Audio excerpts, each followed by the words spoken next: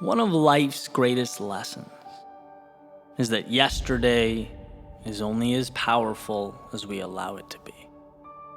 Yesterday is an idea, a story, a movie that started and ended. Now, it's quite possible that story or that ending is disappointing, or it hurts to look back on. Perhaps a reminder of something that wasn't ideal, something you want to break away from. So the question is, why do we give that old story power?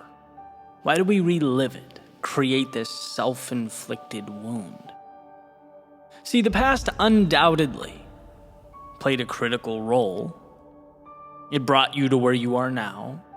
It, in many ways, shaped your worldview, constitutes your beliefs. It was the very road to this moment, and there's value in that. But imagine this scenario. Imagine stepping into your car, turning the keys, and thinking to yourself that you can, in this very moment, only drive down the roads you drove on yesterday. Only associate with the street signs you know, the places you've already gone. Your reality now is determined by what you've already done. So adjust and get used to it. You would say that's outrageous, right? Yesterday's path has nothing to do with where I'm going now. Just like a boat's wake trailing off behind it has nothing to do with where it's going next. The person holding the wheel controls that. We are saturated with freedom. There is so much opportunity and possibility and potential in front of us that we fail to see because we can't stop thinking about that fictitious story we call yesterday. We confuse the path we took then for the one we need now, the wake from the steering wheel, what is, and that story about what was. The gateway to change is unshackling ourselves from those imaginary monsters.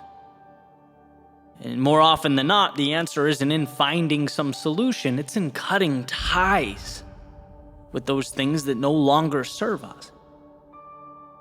Then we see the world as it truly is. Then we see the magic laid out before us. And I get that it's easier said than done. Leaving a part of us behind hurts. Looking in the mirror and being vulnerable enough to say, I can be more than this. It's not easy, but it's possible. And everything starts with how we see ourselves. And when we remain captives to the past, everything about who we think ourselves to be is outdated. We're neglecting one of our superpowers, the perpetual ability to restart. And one of the most important conversations I've ever had was on this topic. It seemed trivial at the time, but I was having lunch with a friend, and we're talking, and I mentioned to her that I was full. And she goes, well, then why are you still eating? And I'm like, because I paid for it, right? I wanted to get my money's worth.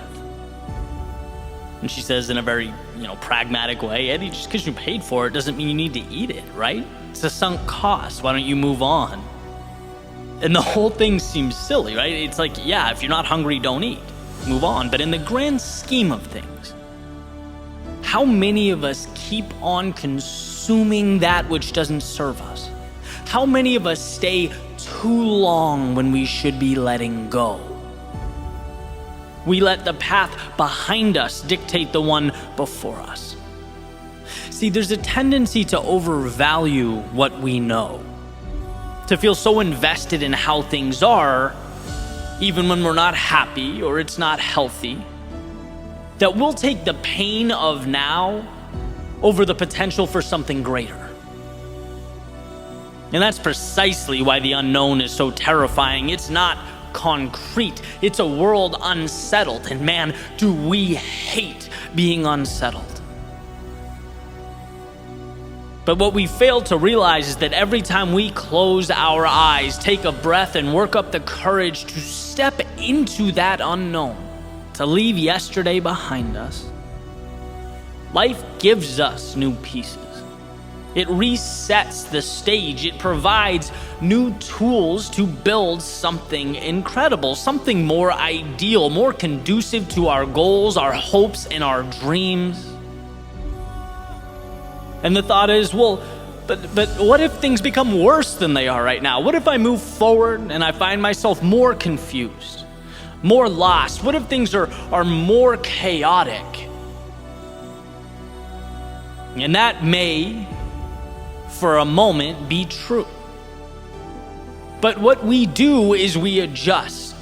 We learn things we never knew. We see things through a lens that we never could, touch things that we never thought existed. It wasn't in staying, but in leaving, that we rediscovered who we were meant to be, that we allowed our truest selves to flourish. And worst case scenario, contrary to popular belief, it's not that the world ends. No, the worst case scenario, should you find the courage to move forward, is that you end up right back where you started. A little more confident, a little bolder, and better prepared to live this life like you never had. All that's needed is for you to convince yourself that there is more. You just need to taste the fruit, step into the sunlight. That's the difference between reality and the story in your head. Reality is that this world has for you everything you need to change, to grow, explore, build a life that means something. It has the support structures and the resources for you to pull yourself back up every time you fall. To say, okay, that hurt, but now let's try a different angle. There is undoubtedly what you need. And the question is never whether the X on that treasure map exists. Trust me, it's there. The question is whether you can pause that story in your head. The tales of a dark, mean, and scary world trying to hold you down. Pause the idea that you're nothing more than the you of yesterday. You're nothing more than how people knew you to be. Pause the idea that you're nothing without that job title or that relationship. Pause the idea that you need him or her or them in your life. Every day you wake up, you are a blank canvas. Who cares about yesterday? What do you want to paint now? When you walk out your front door, where do you want to go now? Step outside that circle of familiarity. See how artificial and in some cases ridiculous these boundaries are that we place around ourselves.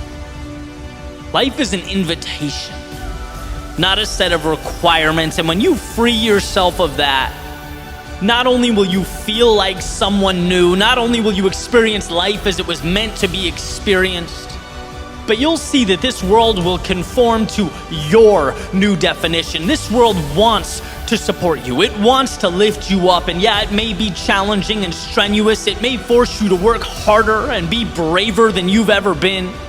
But it is, at the end of the day, your ally. You just have to see your future self before it materializes, when no one else gets it.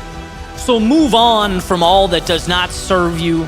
Break away from the old rules, regulations, and guidelines. Maybe you exhausted time and energy into creating this reality. Maybe it feels like a monumental piece of your identity. Maybe right now is the only security you have. Fine. But my hope is that you can respect it and walk away. See it as the sunken cost that it is. Just because you paid to get there doesn't mean you need to keep paying to make wrong decisions. Just because it took your time doesn't mean it's entitled to keep stealing your time. Just because it's part of your identity now doesn't mean it must be tomorrow. Just because it creates security doesn't mean it's right. Jails and steel bars are also incredibly secure. No, today we are breaking free, leaving the past in the past and setting our sights on the horizon. Today is the end of yesterday and the beginning of the rest of your life.